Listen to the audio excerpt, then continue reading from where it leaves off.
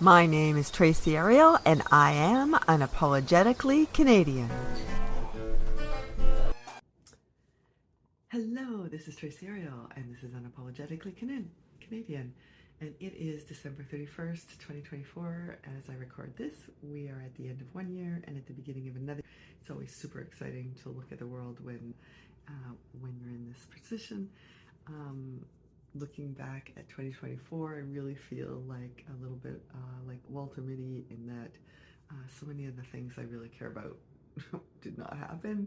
The world definitely did not go in the way that I expected it to or wanted it to.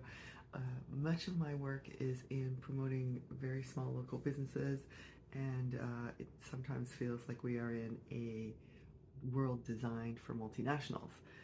But like Margaret Atwood, I think when you think about beginnings and endings, it's what happens in between.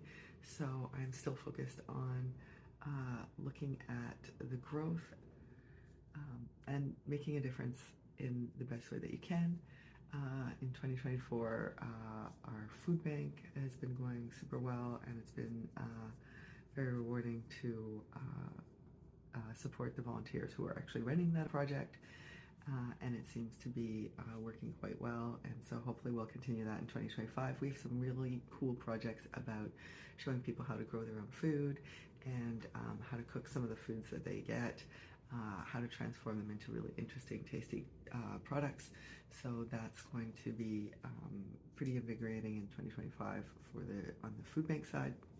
On the promoting small businesses side, we're working with a ton of really interesting women entrepreneurs, and they're going to take a bigger role in creating things at the co-op in 2025. So I'm really looking forward to working with them, and I think that that's really going to help. This year, we also created a successful buying club, and that is where people work with ethical Canadian companies to buy quinoa and chocolate and beans and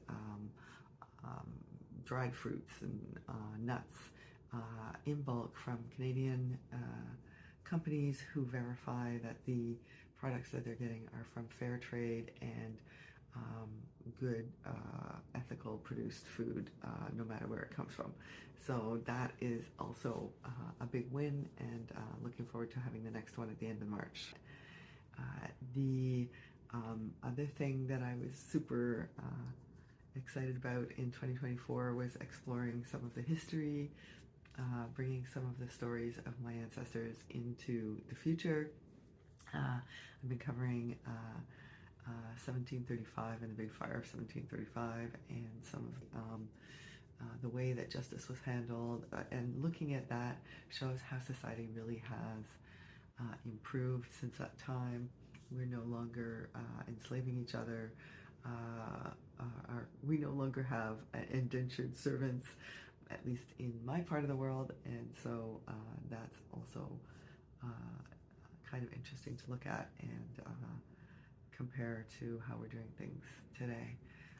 So I've been enjoying that. The lawsuit that we have against Samsung and Apple is now going to the Supreme Court. They still want to set aside the class action authorization because they really do not want to make their products safe. Really, everybody should not be wearing earbuds.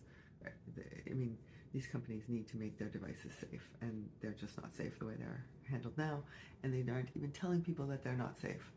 So that's something that I'm still very, very convinced is an important step going forward. So I'm very happy to be working with the volunteers who are trying to get these companies to act ethically.